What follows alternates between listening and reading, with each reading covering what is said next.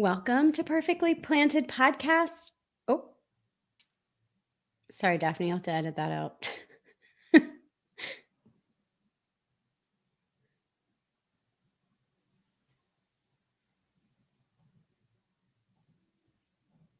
Here we go.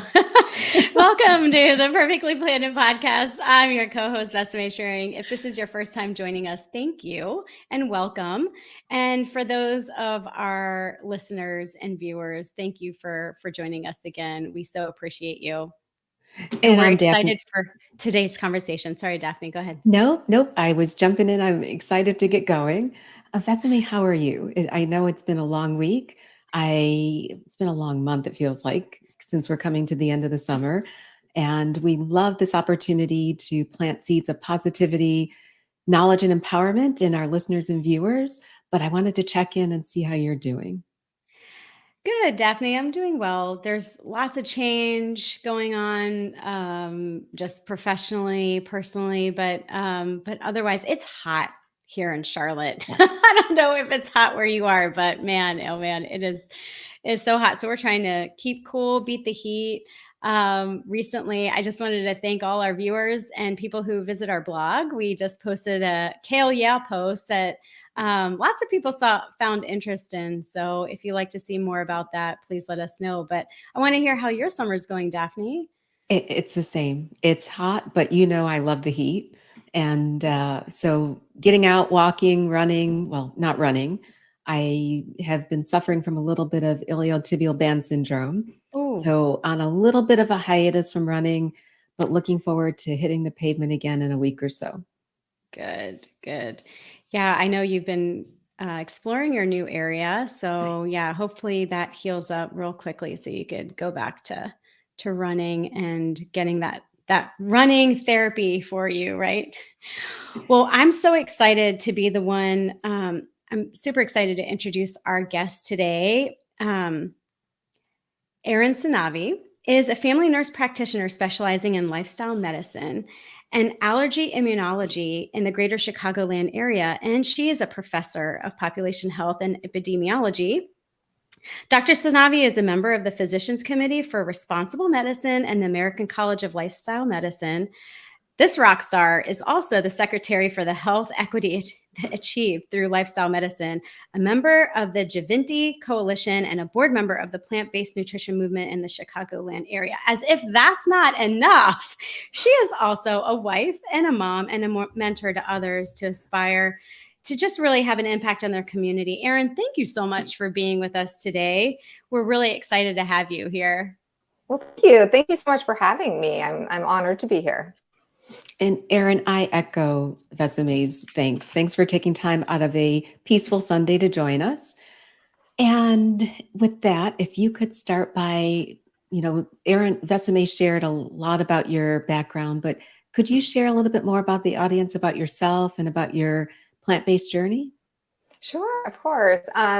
Well, I live right now in the Chicagoland area, but I grew up in a small town in the middle of Nebraska, farming community where really animal agriculture, farming was a way of life. And so I grew up, in this tiny town, which was really wonderful. I mean, wonderful people, really knit community. But as far as like how we grew up, it was like we ate meat every single day. We would have like half a cow in our freezer at home. Kind of the first things you can imagine from like whole food, plant-based lifestyle medicine sort of thing. And then as we're growing up, organization of food came along, and we went from eating kind of homemade meals to a lot of like processed prepackaged foods, and they're more convenient. And honestly, my parents didn't know any better, right? They're like, oh, these have a long shelf life. Middle of nowhere. Let's get a lot of these foods. And I remember a lot of like Hamburger Helper and stuff like that, right? And so it wasn't until I went to college that I started kind of questioning some of these things. And, college shapes you in many ways, politically, that sort of thing too. I was like, maybe it would be healthier for me. Maybe it'd be better for the animals if I didn't eat meat. So I went vegetarian. Wasn't necessarily whole food plant-based vegetarian. There's a lot of cheese pizza, pasta with butter and things like that. But over the course of summers, as I became a nurse, I again stayed mostly vegetarian, but I didn't become whole food plant-based till probably about 10 years ago. Oh, And Tim, my partner and I, we were actually on a cruise. This is a funny story. We were on a cruise and we were really bored. I don't know if you guys like to cruise, but it was not, I mean, it was okay, but it was definitely not my jam necessarily. But we were in our cabin and I was like, let's watch a documentary. And so we found this documentary called Hungry for Change. You might have heard of it. I don't know. And that was kind of when the light bulb went off for me and him regarding the connection between what we eat and our health. And so it was then that Tim and I really became whole food plant-based and committed to the lifestyle for our family. And so we really started reading all the books, all the evidence, reading the studies, those sorts of things. And so you know, he does the cooking, he does he got all the cookbooks, and I did most of the reading of the science piece and the health piece and the medicine piece. And yeah, so that's where we are. that's amazing. And what a great journey to bring you to where you are today. I guess I would love to learn what are some of the benefits that you felt, either short-term and long-term, with going more plant-based and, quote unquote vegan. Yeah, thank you for that. I would say, I mean, immediately I just felt this sense of energy, and mental clarity, and I slept better, and I feel like it makes me more present with my family and my patients. I mean, I'm taking care of patients. It's a huge responsibility. I want to make sure I'm at my best every day. So that I felt right away. And in the long term, whole food plant-based eating has really been shown to be the best for long-term health and wellness and disease prevention. So that's really like the goal, right? I have a really strong family history of brain diseases like Alzheimer's and depression, and there's some cancer in my family. And, they're finding that some of the same risk factors for Alzheimer's disease are the same risk factors for cardiovascular disease. And so that keeps me motivated from a personal level. And, I hope to live a really, really long life, but that life without disability or disease is the goal.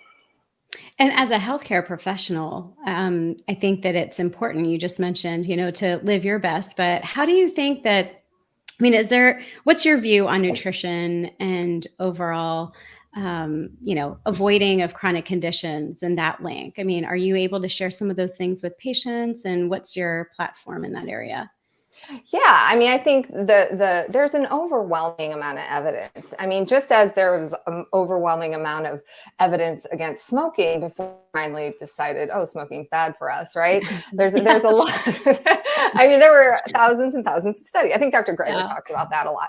And so there are thousands and thousands and thousands of nutrition studies, but they don't always necessarily get in the hands of healthcare practitioners and of course patients. This doesn't always trickle down to them. And so, but the evidence is really clear that eating predominantly plant-based, whole food plant-based is the best for disease prevention and all, to reduce mortality and chronic diseases like hypertension, heart disease, strokes, cancer, diabetes, those sorts of things. Right. Yeah.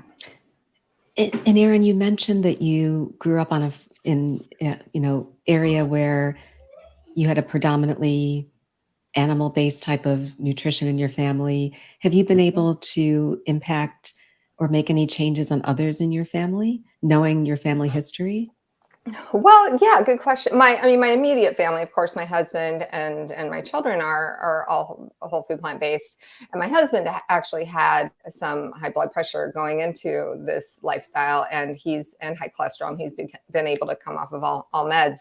I have a couple sisters who are also whole food plant-based. Some of my other family, it's a little difficult. When my mom got diagnosed with Alzheimer's disease, though, we really intervened and we make sure her caregiver, we're lucky enough that she can have a caregiver, and she really feeds her predominantly plants. And so, yeah, I mean, I think the best thing, I mean, it can be uncomfortable sometimes, at family gatherings when a lot of them are still in this lifestyle and still living there. I think the best thing I can do is just lead by example and try to answer questions that they might have, and just be there as a sounding board for my family. Understand. Sometimes it's leading by example, and hopefully that, as Vesame and I try and advocate for adding more plants to your plate, not necessarily, you don't have to make the leap all the time, but moving in that direction is directionally where we would hope to have people who listen to us and watch us make some decisive decisions about impacting their health. Yeah, absolutely. And Erin, I was, fortunate enough to meet you through ACLM and HEAL, health equity achieved through lifestyle. And I know you are passionate about health equity. Can you tell us and share with the audience a little bit more about what does health equity mean to you? And then one thing that we've had some conversations about over the past several months is, does it cost more to eat plant-based, or is it something that's accessible to everyone? Right. Oh, such a good question. Well, equity means fairness, right? I mean, and health equity means that everyone has a fair and just opportunity to be healthy. And so that's very different than equality, right? Where equality is where everyone gets the same thing. But equity is about everyone getting what they need in order to improve their quality of their life, their quality of their situation. And so health equity is about removing obstacles. So obstacles such as things like poverty and discrimination and their consequences, there's a lot of powerlessness out there, including lack of access to good jobs with fair pay, quality education and housing, safe environments to grow up in and go to school. And so health equity is, inequity is linked to health disparities. We know that, right? And so, but once we achieve health equity, health disparities will go away. And so, I am fortunate enough, to be a part of the HEAL initiative, Health Equity Achieved Through Lifestyle Medicine, where Daphne, I know you're very active and this is an incredible group of people really committed to improving the health of those historically marginalized and affected by health disparities, right? And it's led by Dr. Marcia Gill Davis and Dr. Terry Stone, who are amazing. And we feature speakers all the time doing just incredible work in their communities where to improve the health of their populations, right? And so using these lifestyle medicine strategies. So you ask the question, is it affordable? It really can be, right? We see, though, a lot of companies getting on the vegan bandwagon, right? And that's great. I mean, I love to see that, because it means that they're listening. But it also, a lot of those prepackaged processed vegan foods can be really expensive. And so that it does seem, sometimes it's viewed as elitist to be whole food plant-based or be vegan. And actually, it actually is, I think Dr. David Bowman says, he goes, what's cheaper, a pound of beans or a pound of beef? And I think he said, what's cheaper, chickpeas or chicken, right? And so, I mean, not that everybody wants to eat beans all the time, I know that, but there's ways to do it, to buy really good fresh foods. I know I like to eat berries all the time. I buy all my berries frozen and I get them every day, otherwise they'll go bad, so there's ways to do it, and so those are the things, the conversations we have to have with our patients. Yeah, so that's fantastic, Erin. And I know that you mentioned a few different platforms there. There's also a platform that you're part of called Thrive Plant Life, I believe, and to advocate for health equity. Can you tell us a little bit more about that and how you're leveraging that? Well, Thrive Plant Life is my husband and I founded it. It's our own company. We're not really, I should just say we're revamping the website right now, not doing a whole lot with that, but I do some health coaching. And I'll just say with regards to it, health equity, I always like to call out the fact that I'm a white woman. I know you can obviously tell this, right? And with that comes a lot of privilege, and that brings with it a lot of blind spots. So I don't certainly think I'm an expert on health equity. So I don't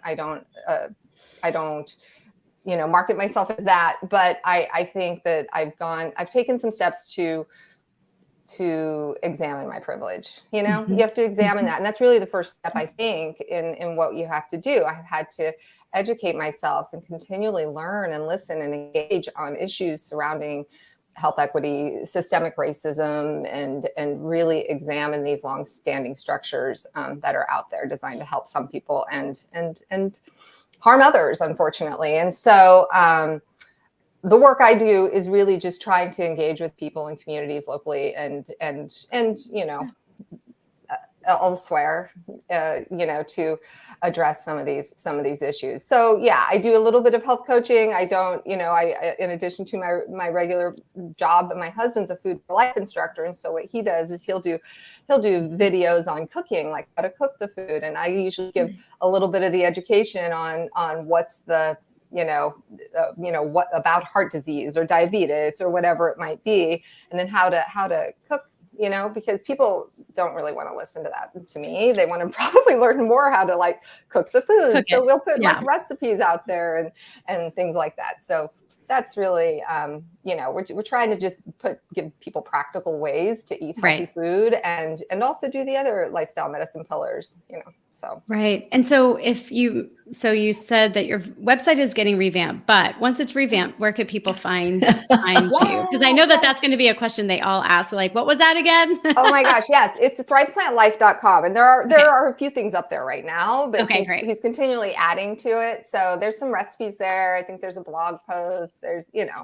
that's all. And I think we have a mailing list, but again, it's kind of busy and I can't say I've done a whole lot, but it's there it is. Yeah. No, I mean, go ahead, Daphne. Oh, sorry. I was just going to say, can you explain what a Food for Life instructor is? Oh yeah, for sure. So Food for Life instructors, so it's part of the Physicians Committee for Responsible Medicine. They have this course you can take, and you apply to take the course, and you learn how to, again, basically be an instructor. And so you can and what they teach you is the background on the health piece, as far as,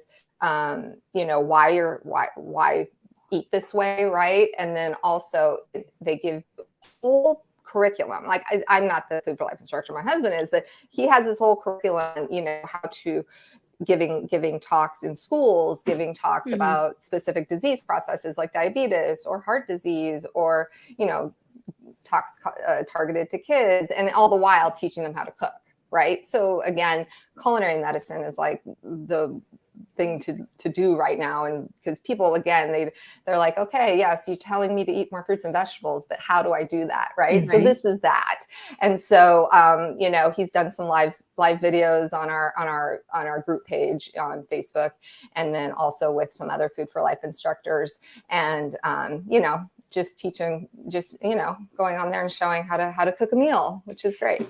That's equally important, because I think that we talk about health equity, and there's also a culture side of it. Like I feel like everybody thinks that, we should eat like a king, where they ate meat all the time, and it's like, okay, if I could get fried chicken or whatever it may be, like that's my meat on the plate. And it's just very, or fast food, because it's cheap, it's easy, and it's quick. But then there's so many health consequences that come across that. And so because people don't know that it can be easy, I think it's really a fantastic thing that you and your husband are doing. So thank you for that. We'll have to post the link to that, as well as your Facebook page, if you don't mind. Yeah, of course.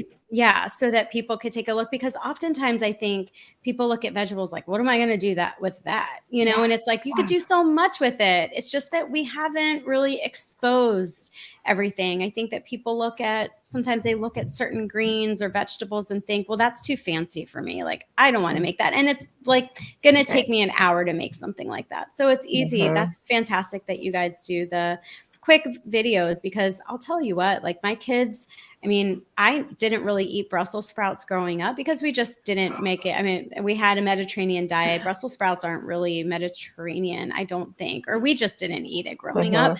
But now I feel like how we roast them and cook them and bake them in the oven, like it's one of my 7-year-old's favorite things to eat. I love that. Yeah, it's fantastic. And it's so bizarre. Exactly. That's amazing. Anyway, so you have kids. How do they thrive on plant-based foods? Or are they, partially, or how do you work with that? Yeah, no, good question. Well, my kids are older, so yes, they were not all, I empathize with parents, because I understand that. Be like, oh, they eat 4 foods. Like, I have patients, they'll come into me and they'll be like, oh, my child eats chicken nuggets and mac and cheese. Right. And I'm like, oh gosh, that's it. And it's terrifying, but I guess I have been there. I get that. Because they're picky and they're used to those hyper palatable foods. But no, my children are older, and they actually, I got to give my husband so much credit, because he's so good at what he does. And it's not hard. Again, I don't want to come across that he's making these elaborate meals. He just learned how to mix the spices and put the foods together, and they're delicious. So my daughter, who's 18, just graduated high school, and she's living with us, and she eats what we eat. And she's really great at smoothies, and she loves to bake whole food plant-based, like baking. She makes a lot of like granola and energy bites and things like that. And she makes cookies even, and a lot of yummy desserts. My son is 23 and he lives in New York City, which he has no problem accessing food. He's so busy. He's like all over the place, but he's also, whole food plant-based. And I think, his motivation is he learned from us, but yet I think his motivation is really, as is my daughter's, for planetary health at this point. And so I think we've seen a lot of scary stuff this summer already with climate change. And even reducing the amount of meat and dairy people eat could make great strides in improving the planet's health. Yeah, for sure. Absolutely. Yeah. And Erin, do you and your husband have any opportunity to get into the Chicago school systems? I mean, going back to both equity and culture, one of the things that we found is that sometimes kids aren't exposed. I mean, Vesame shared that her kiddos didn't really eat Brussels sprouts. And there are a lot of foods I eat now that weren't traditional in my family growing up. But how do we actually expose our youth to more of these foods that may not be easily accessible to them, or may not be part of their cultural heritage, but are things that are both accessible and healthy, and not necessarily the vegan processed stuff that's coming out that isn't quite as healthy as people would like to think it is? Yeah. No, that's such a good question. And I really like the fact that you called out the cultural piece. I think it is so important to be culturally sensitive and not assume someone's going to eat the same foods as I'm going to eat just because they're healthier, right? I think we have to look at it from a cultural perspective. And I know that there's a lot of great cookbooks showing like traditional African foods, for example, which is mostly plant-based diet, right? And so, it's been, through again systemic racism, made to believe that, oh yeah, chicken and waffles and whatever these things, these unhealthy foods are really what we should be eating, which isn't true. One of my clients once told me, she said, well, my husband told me that Black men need meat. And it was like, no, but they've been told this, I'm sure, And so, but getting in, you mentioned getting into the schools. I love what California governor is doing, right? And I know that they're making strides with plant-based schools. I'm not exactly sure what the legislation is, but yeah, we have to get into our schools. One of my friends, Peter, he's like Chicago Vegan Peter, I think, on Instagram. Anyway, he's gone into, you know who that is? I don't. Okay. No. Oh, okay. Anyway, he's been going into communities and cooking with kids and just showing them how to cook whole food plant-based and doing amazing things. So I can't take credit for doing any of that, but I think that, yes, those are the things we have to be considering and working on together. Absolutely. And I think our public health restructuring would be a great idea, and making sure and that's what HEAL does. That's what HEAL is trying to do, right? Find ways to engage with communities. So we're not going in there and saying, oh, do this. We go, well, what do you need and how can we help you, Exactly. achieve your health goals? So. And not to just completely dive in, but the school system, I have kids all in the school system, public school system right now, being in the South. And I just know that growing up, nothing has changed. They still have Friday pizza. It's completely processed. They still have like French fries and chicken nuggets that aren't really chicken, but regardless of what they are, if it's not real chicken, it's parts of chicken, might as well make them out of veggies, like make it out of something else, other parts. But I feel very passionate about that because oftentimes it is the only warm meal that a child has. And it saddens me to know that the only meal that they have is just pure junk.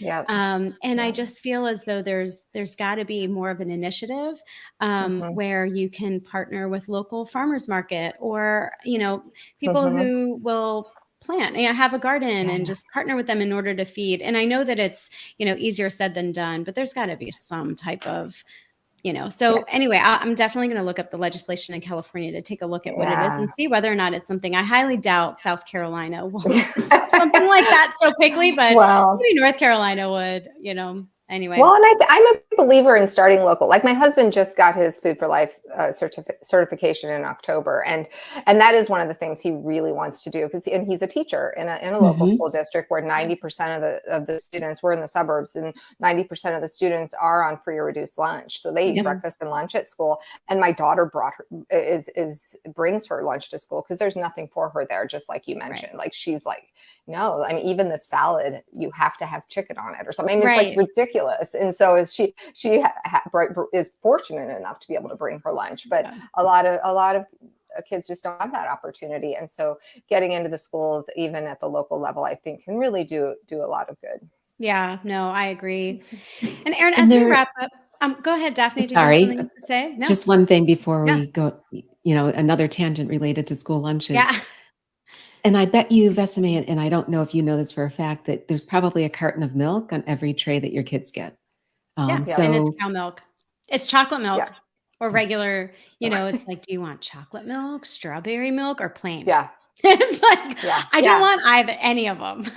No. So there is legislation that Switch for Good has been helping advocate for, along with Dr. Milton Mills, around providing the option to have non-dairy milk as a subsidized opportunity in our school systems. So, I mean, in addition to looking at the legislation that's passed in California and what Mayor Adams is trying to do in New York, you may also want to explore knowing that probably a lot of that milk gets wasted, that a lot of the kids in schools aren't able to process the milk because most of us don't have the enzymes to do so after we're weaned from our mothers. Why not have other nutritionally equivalent options available to them? So, just to put a bug in your ear around other conversations you can have in your school district around non-dairy options for kids. Oh, yeah, absolutely. And oftentimes they do ask, what are the allergies for your child? And 9 times out of 10, there's a dairy allergy, soy allergy, or a nut allergy. And so those things are addressed, but they're addressed because the person at home. So you need to bring what you want. We're not going to deal with it. And it's like, well, if 80% have an allergy, maybe you should address it. But that's a great idea I know we've talked about Switch for Good, Daphne. So thank you for that. But Erin, as we wrap up today, I just wanted to give you one more opportunity. Is there anything else you would like to share with our viewers? Any types of seeds of knowledge and empowerment, as we like to call it?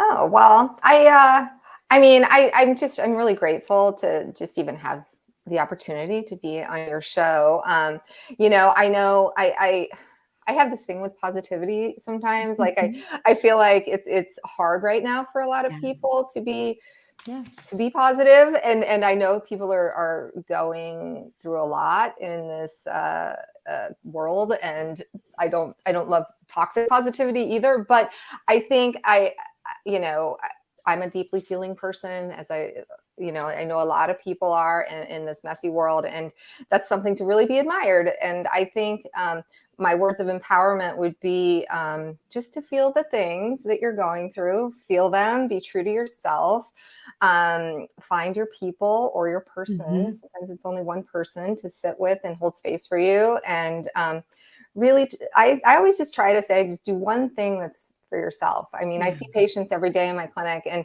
a lot of them are taking care of everybody else, and their health is the last thing. And I'm like, just do one thing that makes you feel better, whether it's walking around the block or, meditating or reading a book or whatever it is. Just do one thing for yourself. That's fantastic. And before we let you go, and thank you for that, because it is hard to be positive sometimes, not only with everything that's going on in the US, but what we see happening globally. It's rough. But would you be willing to share just briefly what a day in the life of Erin is like? I mean, how do you stay so positive? Because every time I see you, you're radiating, you're smiling. And I know you deal with a lot, especially having to engage with patients and your clients, but what's your day look like? Well, thank you. Well, I mean, it's a privilege to take care of my patients, and it's that fuels me, honestly. But a day in my life, I get up pretty early. I don't think I get up as early as you, Daphne, because I heard on a podcast that you were talking about your routine. I was like, oh my gosh, she's up early. But I get up around 5:30 in the morning, and I usually work out. I try to work out, get those endorphins moving somehow.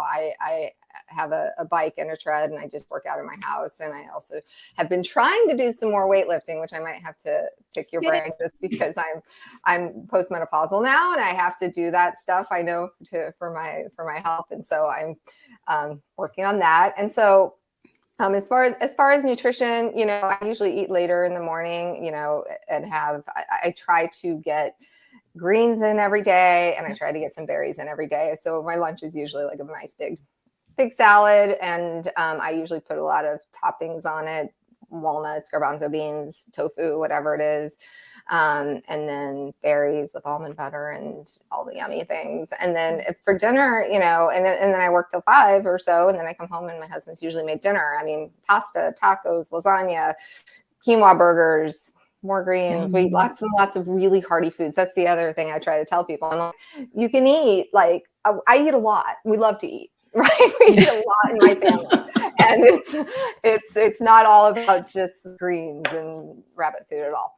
And so anyway, but so that's I try to meditate. I don't do it as much as I'd like. Usually maybe 3 to 4 days a week. I'm trying to do it a little bit more, but and I go to bed early. I go to bed around 8:30 or 9, and because I really prioritize my sleep now. So, Exactly. yeah. So important to do that. Yeah. Sometimes when that doesn't happen, I'm thrown off kilter, right? I mean, sleep, I think that sleep is one of the most important things even as an adult, I mean, we talk about how it's so important for kids to sleep. It's equally as important for adults to sleep. So 100%. That's awesome. Yeah. So Erin, thank you. I mean, we could probably continue having this conversation. There are so many things you said. I would love to pull the thread on them, but I want to respect your time, and I want to respect time for our viewers and listeners. And you mentioned that people can contact you on your website. I know there's a contact form. Are you on social media, or is there any other way people can follow you? You can find me on Facebook. I have a Facebook group, Thrive Plant Life. And so that's where I've left some videos and content, and other people can post on there too. So you can join that group. And I am on Instagram. That's a lot for kind of personal stuff too. But so if you don't mind seeing some of that, but mostly for the health stuff, you'll go to Facebook and our website. Perfect. Yeah. Well, once again, thank you so much for taking the time out of your Sunday for our Sunday Seedlings. If you're enjoying Sunday Seedlings, please feel free to share with your family. This is for all of our viewers and listeners. And if you like or subscribe to our channel, you'll be able to get all the updates and alerts of our next podcast. We hope to hear from you all on our blog. I know that there's been some comments and we've addressed some of them, which is fantastic. And we want to hear more from each of you. So thank you all so much for joining us. And thank you again, Erin. It's been a pleasure. We'll definitely check out your website. So be well, everybody, and we look forward to being together soon.